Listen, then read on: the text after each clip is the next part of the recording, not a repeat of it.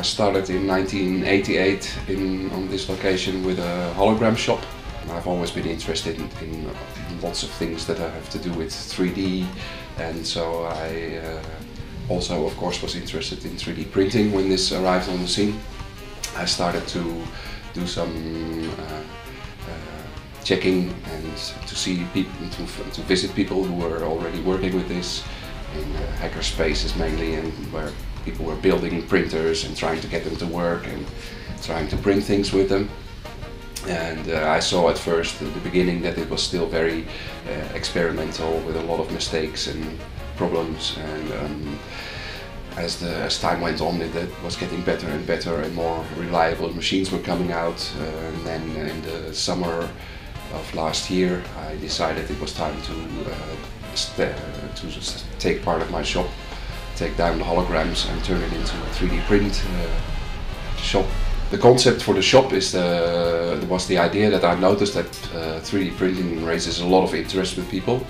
I thought it would be interesting for a lot of people who did not make models themselves, but would be interested to enjoy some 3D printed objects, to have a shop that would have a big selection of 3D printed objects. So that was the basic idea in the beginning, to start with a shop, selling mostly objects, selling printers also, and also offer the service to print objects for people.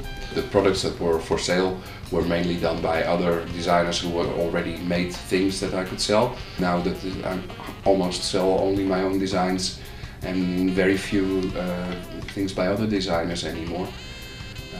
And of course printed on the printers here, which is something that I did not really anticipate. And when I started, I thought the printers would be nice mainly as an eye catcher and to attract people to see what was happening in the shop.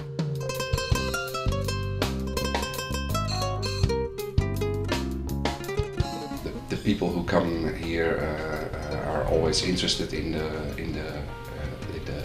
the technique, and they often have very wrong ideas about the things that are possible and are not possible and how it works. And so it is a big eye-opener for a lot of people who come here and see what 3D printing actually is. I also think in the media the big hype about 3D has caused a lot of people to think that already almost everything is possible. 3D printing is a very good technique for people like me who can design. It's also very good for prototyping, but it is definitely not a technique that is suitable for mass production, and this is where a big misunderstanding is with a lot of people, because a lot of people think that 3D printing will completely replace all other kinds of existing production system methods. 3D printing is not suitable for this, because the 3D printing is of course a very slow process, so it's very good for one object or a small production.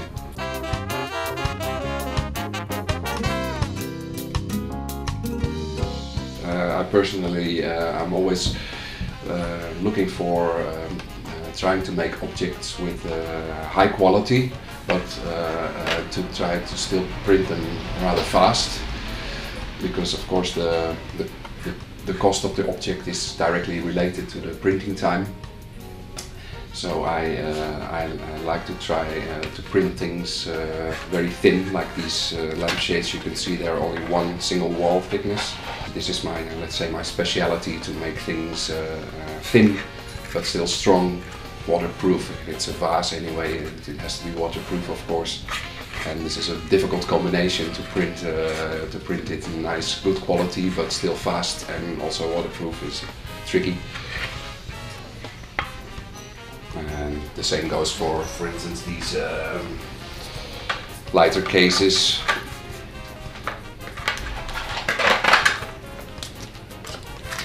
Which have the lighter inside, and they're also printed just one layer thin. Of course, these need to be strong, so they will not break immediately when you use it or drop it. And this is all done on the NLmaker original printers that I have, which I have improved with some tweaks and mods to get really the best out of them, to get the highest quality possible.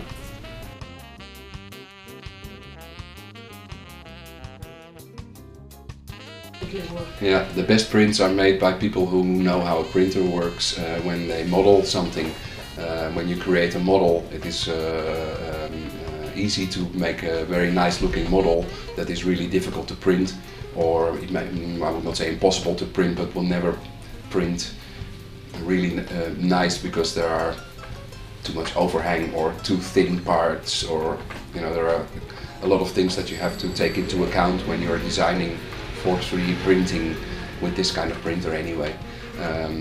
It is a little bit easier when you're using an SLS system where you're building it up with powder, but with an FDM printer like this, it is very important that you create the model taking into account the limitations of the printing process. And so that is the best quality pieces are made that way by combining the knowledge of the printer and the knowledge and the artistic creativity of the modeling. Art and science coming together.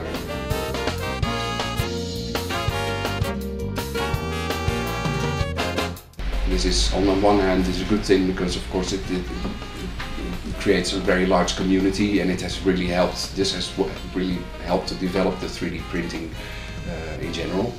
But of course it makes it more difficult for people whose job it is to design things, who are trying to make money from designing, who have taken a lot of time to study how to design properly.